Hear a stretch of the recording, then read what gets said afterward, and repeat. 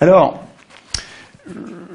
je partage avec tous les copains résistants, je rencontre, depuis que je fais de la politique, je rencontre plein de gens qui résistent depuis toujours, et je partage avec eux, évidemment, toutes ces luttes, et j'ai fait un schéma pour vous montrer la variété des sujets sur lesquels les gens résistent. Et donc j'ai fait ça sous forme d'arbre, et l'arbre montre, enfin, ça permet de montrer que je m'étonne que tous ces résistants s'en prennent à des choses importantes, mais qui ne sont que des conséquences. Et je trouve que personne n'essaye de comprendre la cause de tout ça. Et il me semble que j'ai trouvé, alors je me trompe peut-être, mais j'ai l'impression d'avoir trouvé une cause commune à toutes ces impuissances et à toutes ces injustices. Donc je pars des conséquences, des injustices sociales, j'essaye de comprendre d'où elles viennent. Il me semble qu'elles viennent de l'absence de contrôle des pouvoirs qui produisent une impuissance populaire, et je pense que s'il y a des injustices sociales, c'est parce que les gens bien, les gens normaux, n'ont pas le pouvoir de résister. Tous ces gens qui résistent et que je connais, tous ces militants, ils résistent, ils passent toute leur vie à se bagarrer, ils ne changent rien. Comment ça se fait? Parce que leur impuissance politique leur interdit d'agir. Mais d'où elle vient, cette impuissance politique? Pour ce que j'en analyse, je pense que cette impuissance politique vient de la Constitution, du texte qui fait que les élus ne sont pas révocables, ils n'ont pas de compte à rendre, on ne peut pas choisir nos candidats, on n'a pas de référendum d'initiative populaire, de notre initiative, nous ne pouvons décider de rien. La monnaie, on la laisse privatiser parce que dans la Constitution, il n'y a rien pour obliger au fait qu'elle soit publique.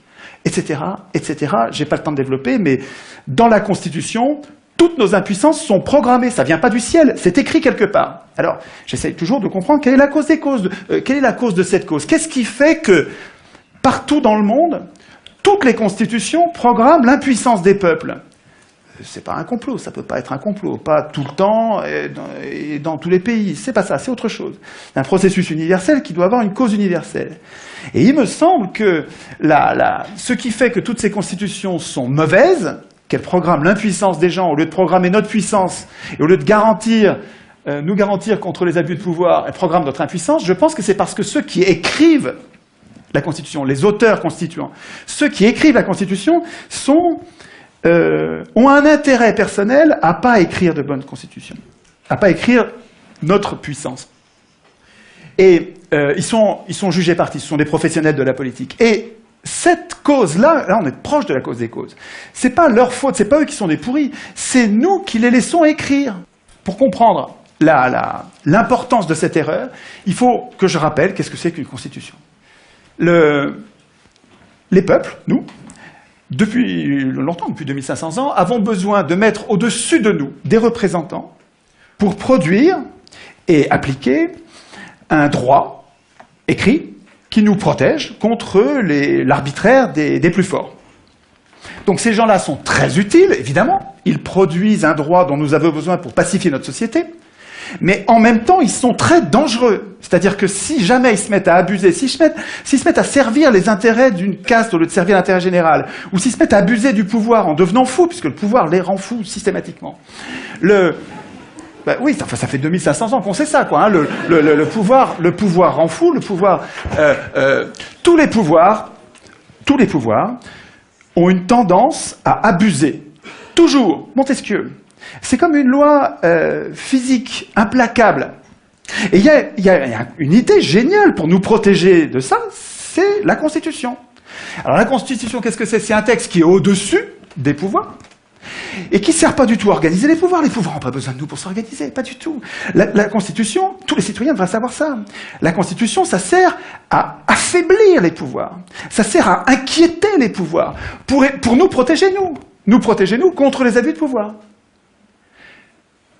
Mais attendez, si les représentants doivent craindre la Constitution, mais il ne faut pas qu'ils l'écrivent eux-mêmes. Sinon, s'ils l'écrivent eux-mêmes, ils vont programmer leur puissance et notre impuissance. Enfin, un enfant comprend ça.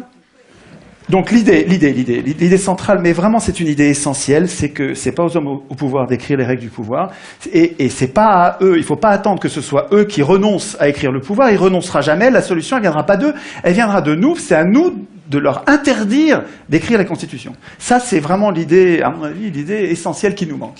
Alors, dans la bagarre qui va opposer les gens normaux à ceux qui exercent le pouvoir en ce moment, il y a... Ah oui, c'est bien ça le temps qui passe là. Oui. Il y a une inversion des mots. D'abord, je ne suis pas un citoyen. Un citoyen, c'est autonome. Ça vote, il vote lui-même ses lois. Moi, je suis un simple électeur. C'est-à-dire, je suis hétéronome. Je subis la loi écrite par quelqu'un d'autre. Nous appeler citoyens, c'est nous payer de mots. On se la pète, mais on n'est rien du tout. Qu'est-ce qu'on fait dans cette démocratie? Dans cette prétendue démocratie, qu'est-ce qu'on a comme droit? On a le droit de désigner des maîtres politiques qui vont tout décider à notre place pendant 5 ans.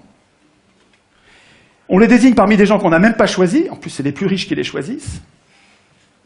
Et quand dans le cas éventuel où ils nous trahissent au dernier degré, on n'a pas le moindre moyen de résister. Alors c'est vrai qu'on a la liberté d'expression, mais absolument sans aucune force contraignante. C'est-à-dire qu'on a le droit de blablater, si ça n'a pas d'effet, on a le droit. Dès que ça change quelque chose, c'est un massacre. Et nous appelons ça démocratie. C'est notre faute. Nous devrions faire la grève de ces momentaires. Nous devrions refuser d'appeler démocratie ce qui est son strict contraire. Nous participons à notre impuissance politique en acceptant d'appeler démocratie ce qui est la négation même de nos droits. C'est-à-dire que quand on accepte d'appeler ça démocratie, on n'arrive même pas à formuler la solution. On a besoin de la démocratie, mais on n'arrive pas à le dire puisque le mot est pris par son contraire. C'est génial d'avoir inversé les mots. C'est du Big Brother, absolument. Hein. Ça ne s'est pas passé par hasard. C'était pas bien au début, en 1789, quand ça a commencé il y a 200 ans, et puis ça s'est pas dégradé. C'est pas du tout ça. Sieyès, un grand penseur de la Révolution française, une pointure, hein, je ne vous parle pas d'un second couteau, écrivait en 1789. Les citoyens, ouvrez les guillemets, hein, c'est Sieyès qui parle. Les citoyens qui se donnent à eux-mêmes des représentants ne peuvent pas écrire le droit, ne peuvent pas du tout, doivent renoncer à faire eux-mêmes les lois. Ils n'ont pas de volonté particulière à imposer. S'ils dictaient des volontés, la France ne serait plus cet État représentatif, ce serait un État démocratique. Le peuple, c'est toujours du Sieyès, hein, le peuple, je le répète, dans un pays qui n'est pas une démocratie, et la France ne saurait l'être, le peuple ne peut parler, et ne peut agir que par ses représentants. Attends, ce gars-là n'était pas un démocrate. Et il savait très bien ce que c'était la démocratie. Vous allez le voir dans un instant. Tout le monde savait, avant 1789, tout le monde savait, Montesquieu, Aristote, ils savaient tous que l'élection est aristocratique, donc oligarchique.